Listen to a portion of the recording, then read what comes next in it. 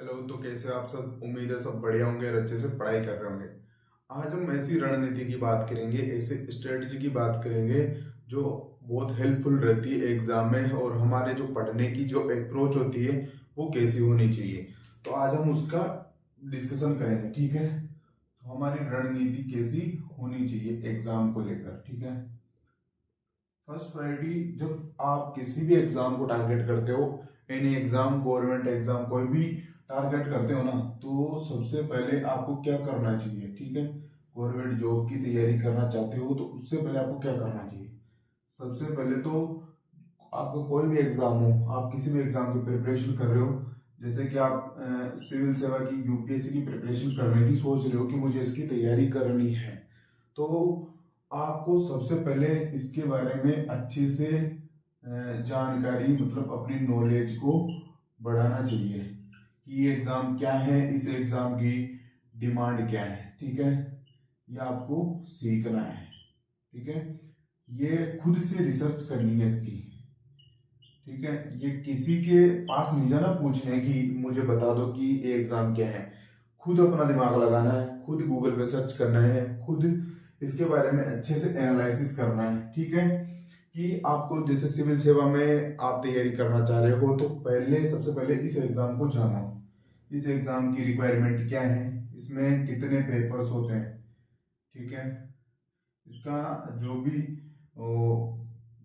Prelims के लिए क्या है प्रोसेस, मेंस के लिए क्या प्रोसेस है, और इंटरव्यू के लिए क्या प्रोसेस है, ठीक है। ये आपको जानना है, ये खुद से जानना है आपको इस एग्जाम के बारे में कि इस एग्जाम की डिमांड क्या है। इस एग्जाम की छोड़ो, आप कोई भी एग्जाम प्रिपरेशन के लिए सोच रहे हो ना, तो सबसे पहले आपको क्या करना, उस एग्जाम को आपको जानना है कि इस एग्जाम की डिमांड क्या है, इस एग्जाम में क्या पूछा जाता है, ठीक है। फिर आपको इस एग्जाम की जो भी सिलेबस है, ठीक है, आपको उसका सिलेबस देखना है, ठीक है। सिलेबस को देखना, जानना है, पढ़ना है, अच्छे से समझना है कि इस एग्जाम में क्या पूछा जाता है। और इसी के साथ इस एग्जाम के आपको जो पीवाई के क्वेश्चन होते हैं ना, जो अब तक के क्वेश्चन आ चुके हैं लास्ट 10 ईयर्स, ठीक है, लास्ट 10 सालों के आपको क्वेश्चन देखने हैं कि इस एग्जाम में कौन से क्वेश्चन पूछे जाते हैं और इस एग्जाम की एक्चुअल में डिमांड क्या है। क्योंकि अभी मैं आपको वो गलतियां बताऊंगा कि जो बच्चे करते हैं, प्रिपरेशन स्टार्ट तो कर देते हैं वो कि हाँ चलो कि मैं इस एग्जाम की तैयारी कर रहा हूँ, तो वो टॉपर्स की वीडियो देख के ये बुक्स ले आते हैं और उसको पढ़ना स्टार्ट कर देते हैं, ठीक है। अंधी दौड़ में कूद जाते हैं, तो आपको वो गलती नहीं करनी है, वरना आपके 2 से 3 साल वेस्ट हो जाएंगे। किसी के साथ आपको ये पीवाई को देखना है, इसका अच्छे से रिसर्च करनी है, इसको इसकी अच्छे से क्या करनी है, आपको रिसर्च करनी है, ठीक है, कि ये क्या है, ये क्यों पूछा जाता है। इसी के साथ आपको इसके मेंस के, जैसे सिविल सेवा की प्रिपरेशन कर रहे हो तो मेंस के आपको मेंस के भी क्वेश्चंस देखने कि इस एग्जाम के एक्चुअल में डिमांड क्या है, ये एग्जाम हमारे से क्या पूछना चाहता है, ठीक है। ये काम आपको सबसे पहले करना है। ये काम क्या है, आपको सेल्फ करना है। ये किसी कोचिंग, यदि आप किसी कोचिंग इंस्टीट्यूट में जाते हो, कोचिंग करते हो, तो कोचिंग के भरोसे नहीं बैठना है, आपको ये काम खुद करना है, ठीक है। उसी के साथ फिर आपको, यदि आप कोचिंग लेना चाहते हो, ठीक है, कोचिंग लेना चाहते हो तो कोचिंग तो बहुत अच्छी बात है। और यदि आप सेल्फ स्टडी करना चाहते हो, ठीक है, यदि आप सोच रहे हो कि मैं सेल्फ स्टडी से प्रिपरेशन करूंगा, तो सेल्फ स्टडी में सबसे जो बड़ी बात यह है, जब आप बीच में प्रिपरेशन स्टार्ट करते हो ना शुरू में, तो आप बीच में खुद को चेक करते रहना है। उसके लिए आपको टेस्ट लगाने हैं, ठीक है। इस एग्जाम के पैटर्न के अकॉर्डिंग आपको टेस्ट देते रहना है कि मेरी तैयारी सही डायरेक्शन में है या नहीं है। क्योंकि आप 5-6 महीने पढ़ लोगे लेकिन आपको पता भी नहीं लगेगा कि क्या आता है एग्जाम में, क्या नहीं आता है। तो सबसे अच्छी बात क्या है, इसके साथ साथ इसके टेस्ट भी आपको लगाने हैं। ये जो ऑब्जर्वेशन है ना एग्जाम का, ये खुद अपना दिमाग लगाना है। इस यहाँ पे किसी की भी बात नहीं सुननी है आपको कि उसने ये बोल दिया, उस टॉपर ने ये बोला था। आप खुद अपना दिमाग लगाना है कि मुझे क्या पढ़ना है, क्या नहीं पढ़ना है। आपको जो नॉलेज मिलेगी वो पीवाई के क्वेश्चन से मिलेगी। पीवाई क्वेश्चन आपको ये बताएंगे कि इस एग्जाम की डिमांड क्या है, इस एग्जाम में क्या आता है। आप कोई भी एग्जाम टारगेट कर रहे हो, उस एग्जाम से पहले आप खुद उसकी रिसर्च कीजिए और खुद कीजिए, ठीक है। उसके पीवाई के क्वेश्चन देखिए लास्ट 10 साल के, क्योंकि आप 10 साल के क्वेश्चन देखोगे तो आपको सब कुछ पता लग जाएगा कि इस एग्जाम में क्या पूछा जाता है। तब फिर आप क्राइटेरिया सेट करो, फिर अपनी बुक्स लेके आओ, जो भी आपका कंटेंट है वो बनाओ अपना। और ये जो कंटेंट है ना, ये लिमिटेड होना चाहिए भाई।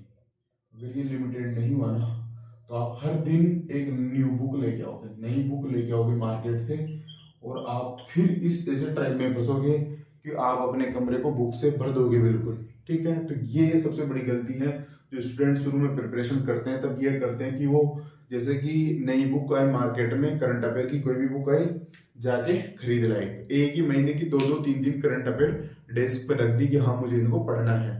ठीक है, तो ये गलती आपको नहीं करनी है। जितना हो सके ना, अपना जो कंटेंट है ना, जो आपको पढ़ने की बुक्स है, कोशिश करो कि लिमिटेड हो। मतलब एक सिंगल सिंगल बुक आपके पास होनी चाहिए प्रत्येक सोर्स की, पॉलिटी की, ज्योग्राफी की, आप जो भी सब्जेक्ट पढ़ते हो ना उसकी आपके पास एक बुक होनी चाहिए, और उसका मल्टीपल रिवीजन होना चाहिए। यही चीज है जो आपको काम आएगी। यदि आपको लगता है ना कि आपका फर्स्ट प्रयास में भी नहीं हुआ, ठीक है, तो आपको बुक है ना, जो आपका कंटेंट है वो आपको बिल्कुल स्विच नहीं करना है।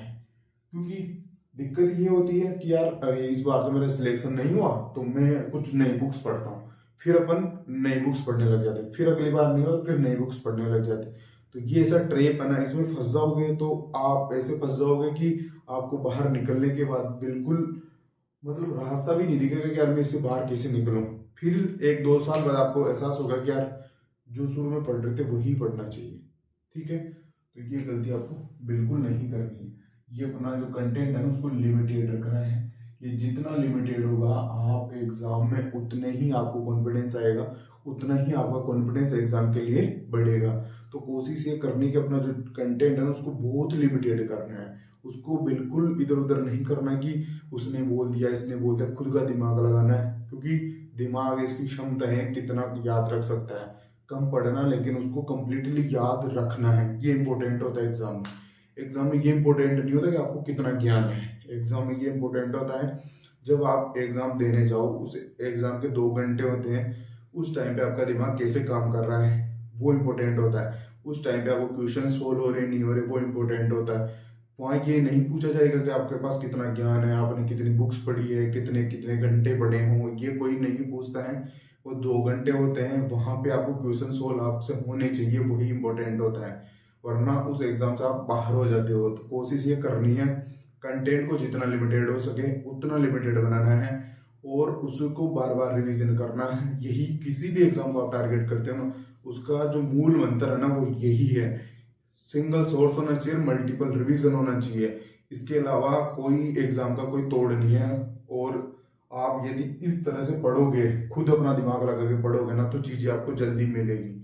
यदि आप डिस्ट्रक्शन में फंस जाओगे कि आज उसकी बात सुन रहे हैं कल उसकी बात सुन रहे हैं, तो फिर तो आप फंसे रहोगे, आपको कोई नहीं निकाल सकता है इस ट्रैप से। ठीक है, तो कोशिश ये करनी है अपना दिमाग यूटिलाइज करना है और अपने तरीके से अपनी रणनीतियां बनानी है। ठीक है, और डरना किसी चीज से नहीं है, क्योंकि यदि कुछ बड़ा सोचा है जिंदगी में तो उसके लिए अच्छे एफर्ट्स डालने हैं, दिल और जान से पूरी कोशिश करनी है कि मैं ये चीजें कर लूंगा। क्योंकि जो कोशिश करते हैं ना उन्हीं की जीत होती है, जो कोशिश नहीं करते हैं ना तो वो तो गेम से ही बाहर हो जाते हैं, वो तो पहले ही हार मान चुके होते हैं। जो कोशिश कर रहा होता है ना इंसान, वही है कि वो कुछ तो चेंज करने की कोशिश कर रहा होता है। तो अच्छी बात है, आप कोशिश कर रहे हो और बेस्ट के लिए प्रयास कर रहे हो, तो बहुत अच्छी बात है, एक दिन चीज आपको मिलेगी। तो मिलते हैं हम नेक्स्ट वीडियो में, तब तक जय हिंद जय भारत।